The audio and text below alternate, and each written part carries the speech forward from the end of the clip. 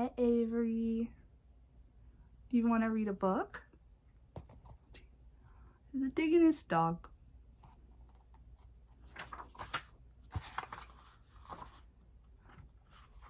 I was the saddest dog you could ever see. Sad because no one wanted me.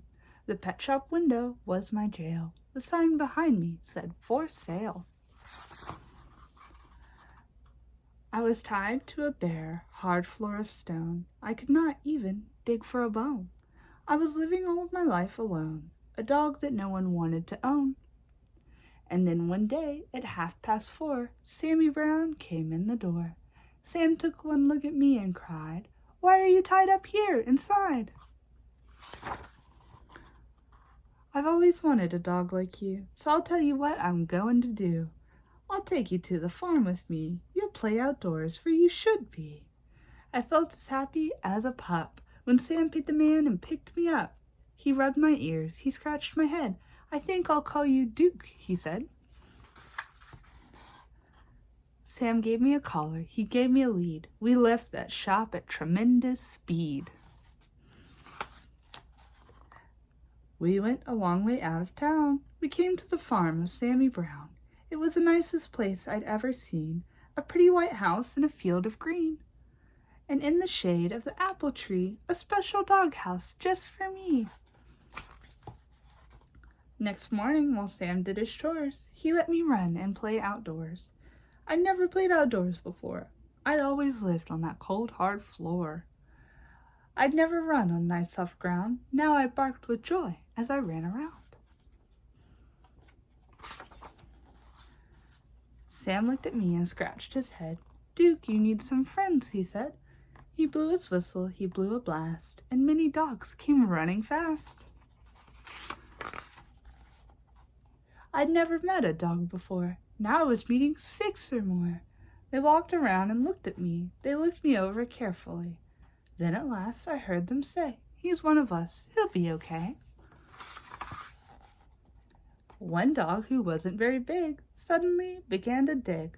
The others started digging too, but that was something I could not do. I'd never learned to dig in that store. How could I on that hard stone floor?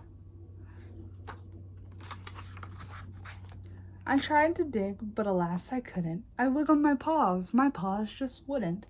I fell on my ear, I fell on my face, I fell on myself all over the place. The others said, "Duke may be big, but he's no good, he cannot dig." They stuck their noses in the air. They walked away, they left me there. "I'll teach you, Duke," cried Sammy Brown. "I'll show you how to dig deep down." He crouched beside me with his hand. He dug a hole in a pile of sand. I tried it too, but I still couldn't. I wiggled my paws just wouldn't. I'd never learned to dig in that store. How could I on that hard stone floor? Sammy sighed, I almost cried. My eyes and nose were full of dirt. My paws and claws and elbows hurt. I had a pain across my back. I knew I'd never get the knack. Sam felt sad and I felt bad. If only I could make him glad. We both knew I'd never get it right. Sam and I couldn't sleep that night. So when the sun rose in the sky, I thought I'd give it one more try. I wiggled one paw, I saw it could. I wiggled the other, I saw it would. I could dig with my paws, I could dig with my claws. I felt no pain across my back. I knew at last I had the knack. I dug up grass, I dug up weeds, I dug up daisies, I dug up seeds. I dug up the fence, I dug up the gates, I dug up the garden of Mrs. Thwaites. I dug up the rooster, I dug up the hens, I dug up the sheep and the pigs in their pens. I dug and dug, I couldn't stop. I dug up the barber in his shop. I dug up Mr. Rodney Thayer, sitting in the barber's chair. I dug my way right through the town. I dug a lot of buildings down. I was having so much fun. I dug up Highway 81. I came to a hill, I dug to the top, but all of a sudden I had to stop. Right in front of me, looking down, there stood my master, Sammy Brown.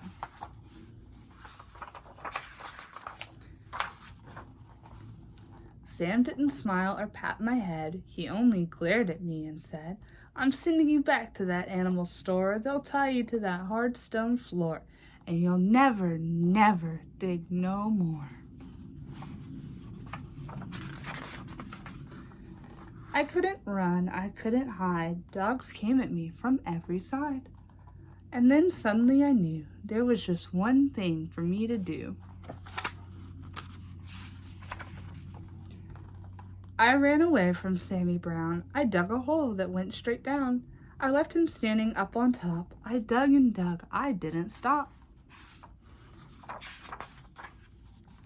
How deep I dug I could not tell, but soon I found I'd dug a well. Mud and water up to my chin. What a fix I now was in. I started to sink. I started to yelp. "Help!" I yelped. "Help, help, help!" I could hear them way above my head. I could hear every word they said. One dog growled, "He wrecked our town. This serves him right. Just let him drown." But Sam cried, "Duke, you've been bad. You've made me sad instead of glad. But we're not going to let you die. We'll get you out. At least we'll try." Then at last I heard him shout, "Maybe we can pull you out." Slowly, slowly down they came, each dog part of a long dog chain. I reached up, I touched a nose, I felt them lift me by my toes. Slowly, slowly, bit by bit, they dragged me out of the pit.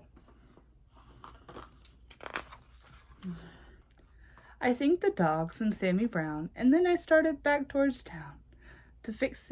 I knew I had to dig once more to fix things up as they were before. That's what I did. I dug back gates. I dug back the garden of Mrs. Thwaites. I dug back the roosters and the hens. I dug back all the pigs in their pens. I dug all day in the summer sun. I dug back Highway 81. I dug back everything in town, everything that I'd knocked down. Today when I dig, well, I'm careful now. I'm useful too. Sam lets me plow. He'll never send me to that store or tie me up on a hard stone floor. My dog friends watch and I wonder why they can't dig as well as I. Oh. The end. I love you.